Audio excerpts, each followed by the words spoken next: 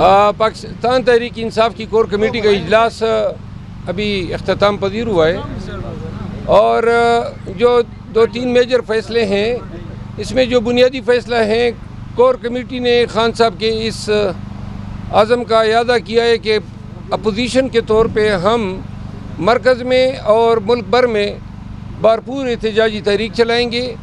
اس ضمن میں پہلا جلسہ جو ہے وہ اسلام آباد میں ہوگا 30 مارچ کو۔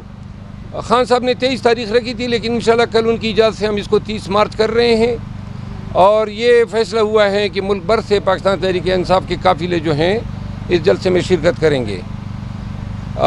دوسرا فیصلہ جو ہے، کور کمیٹی میں تمام جو معاملات میڈیا پہ آپ لوگ چلاتے رہے ہیں اور جو بیانات سے کنفیوژن پیدا ہوئی تھی، وہ سارے معاملات ڈسکس ہوئے، اور تمام غلط فہمیاں جو ہیں پتہ چلا بعد از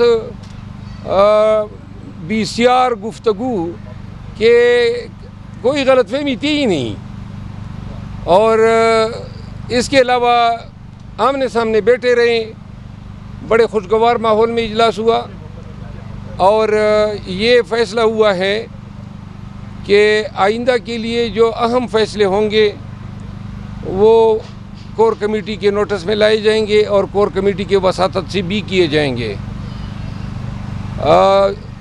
آخری بات یہ تھی کہ خان صاحب کے جو کیسز ہیں، اس حوالے سے کور کمیٹی نے بھی اس امر پہ زور دیا کہ پنجاب، خیبر پختونخوا، سندھ اور بلوچستان کے جو پارلیمنٹیرینز ہیں وہ بھی خان صاحب کے مقدمات کے روز جو ہیں اسلام آباد ہائی کورٹ آئے، تاکہ خان کے ساتھ یکجہتی کے طور پہ اور پاکستان تحریک انصاف کے ورکر کے ساتھ ایک یگانگت کے طور پہ ان کی حاضری سے پاکستان تحریک انصاف کے لوگوں کے حوصلے بلند ہوتے ہیں۔ آئندہ کے لیے جو بھی احتجاج ہوگا تو پارلیمنٹیرین جو ہیں وہ صوبوں میں یا مرکز میں نہیں بیٹھیں گے، بلکہ جائیں گے اپنے حلقوں میں اور احتجاج کی قیادت کریں گے۔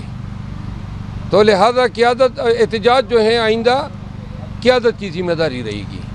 اچھا یہ بتا دیجیے، احتجاج جو کرنے جا رہی ہے تحریک انصاف، کیا اس کو حکومتی اجازت کے ساتھ مشروط کیا جائے گا؟ نہیں، حکومتی اجازت تو ہم نے 2 سال میں نہیں لی ہے، دیتے ہیں تو دے دیں، ورنہ ہم تو پھر بھی آئے ہیں اور پھر بھی آئیں گے۔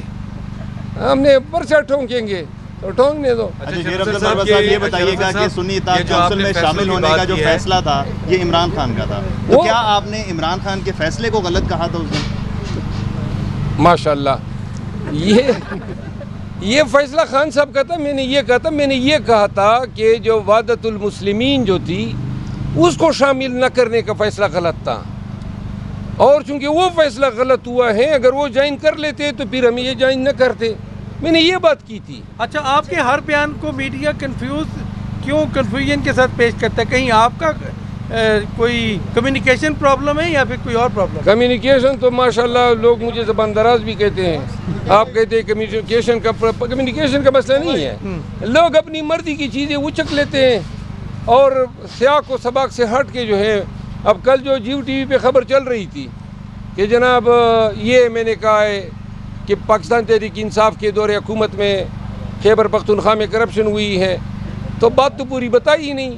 میں نے تو یہ کہا تھا کہ جنہوں نے کرپشن کی تھی وہ تو گنگا میں اشنان کر گئے، دھل گئے، اور وہ جناب ان کو کسی نے چھیڑا بھی نہیں، چاہے پرویز خٹک ہو، محمود خان ہو، یا اور بہت سارے وزراء جو ان کے ساتھ چلے گئے۔ اچھا جی، ان فیصلوں کی ایسی ضرورت کیا پڑی؟ کیا کوئی مس انڈرسٹینڈنگ اندر سے چل رہی تھی؟ نہیں، ہماری روٹین میں تمام جو عوامل ہوتے ہیں ان کا ہم جائزہ لیتے ہیں۔ کور کمیٹی کا اجلاس پہلے ہم زوم پہ، اور جب سے قیادت باہر آئی ہے تو اب فزیکل میٹنگ بھی ہم کر رہے ہیں۔ اچھا، یہ بلے کا نشان چلا گیا، مخصوص نشستیں نہیں ملی، اس کے بعد آپ کو سب کو یاد آیا پارٹی کو کہ کور کمیٹی فیصلہ کرے، ورنہ تو اکیلے لوگ فیصلہ کرتے تھے خان کے مشاورت کے بغیر، تو یہ ابھی کیوں ہوا؟ جب پارٹی کو نقصان ہو گیا تب یاد آئی؟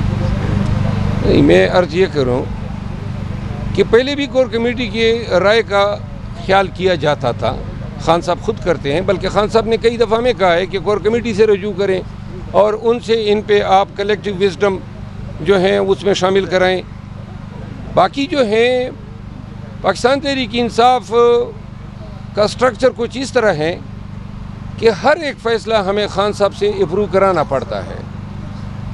اب اس کو آپ اچھا سمجھتے ہیں برا، لیکن فیصلہ خان صاحب کے پاس تب جاتا ہے جب اس پہ اپنی پارٹی کی انپٹ اس میں شامل ہوتی ہے. تجاویز ہم ان کے سامنے رکھ دیتے ہیں، ایگری کرنا ڈس ایگری کرنا ان کا کام ہے. تھینک یو جی، تھینک یو. چلو بھائی او یار تھک گئے